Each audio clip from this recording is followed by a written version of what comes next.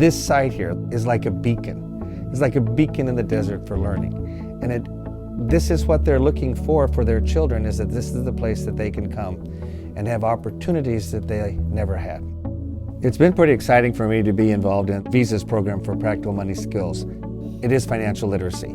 This is basic to be able to succeed as a family or as an individual. One of our parents goes into the bank. Oftentimes it's one of my students or one of our students who is the translator for them.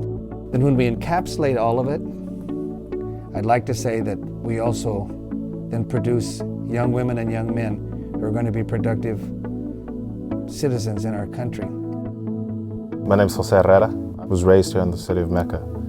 Since I was about 4 years old, I came as an immigrant from Mexico, from Mexicali, with my parents. My dad drives a tractor for a living. My mom works at a packing shed for the most part of the year, and for the rest, she picks grapes during the summer. Throughout high school, I started hanging out with the wrong crowd and making some bad decisions. Teachers, adults, they had labeled me as a gang member and a troublemaker. So one time at a football game, Mr. Veach came up to me. He actually shook my hand with respect and treated me like a young adult, and that's how I got involved in his classes. For me, that's the attitude that I try to bring to the Visa project is the only constant is change.